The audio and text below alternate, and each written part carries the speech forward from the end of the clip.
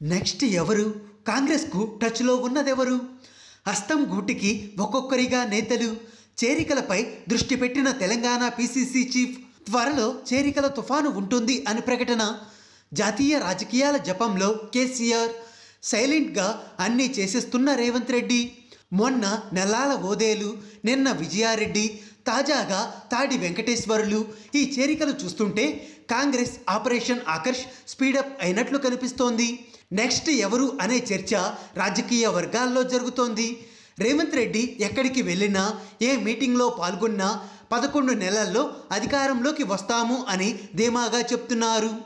వరంగల్ డిక్లరేషన్ను జనాల్లోకి తీసుకువెళ్తూ టీఆర్ఎస్ ఓటమి పక్కా అనే అంచనాలలో ఉన్నారు.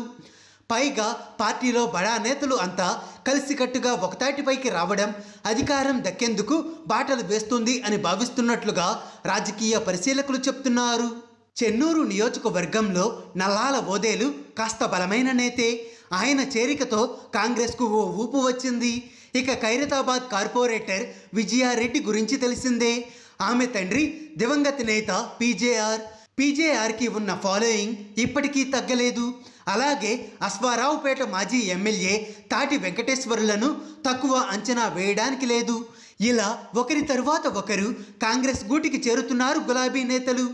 అయితే రానున్న రోజుల్లో చేరికల తుఫాను ఉంటుంది అని రేవంత్ రెడ్డి అంటున్నారు. ఇదే ఇప్పుడు పెద్ద హాట్ టాపిక్గా మారింది. కారు పార్టీని ఖతం చేయాలి అని గట్టిగా ఫిక్స్ అయిన రేవంత్ రెడ్డి ఆ దిశగానే అడుగులు వేస్తున్నారు. ఆ పార్టీ నుంచి ఎవరు వస్తాను అన్న రెడ్ కార్పెట్ వేసి ఆహ్వానిస్తున్నారు. నిజానికి టీఆర్ఎస్లో అంతర్గత కుమ్మలాటలు తారాస్థాయికి చేరుకున్నాయి.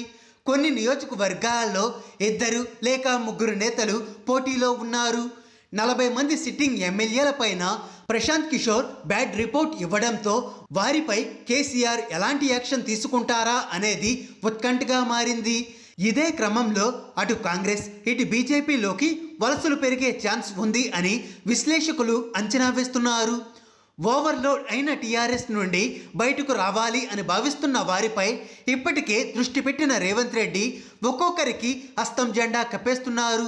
కాంగ్రెస్కి పూర్వ వైభవం తీసుకువచ్చేందుకు ప్రయత్నిస్తున్నారు. అందుకే చేరికలతో పార్టీని బలోపేతం చేయాలి అని భావిస్తున్నట్లుగా ఉంది అని విశ్లేషకులు అంటున్నారు. ఈ క్రమంలోనే ఆయన తమ పార్టీలోకి ఎవరు చేరుతున్నారు, ఎవరు టచ్లో ఉన్నారు అనే విషయాలని కూడా బయటకు రాకుండా జాగ్రత్తలు తీసుకుంటున్నారు అని చెప్తున్నారు.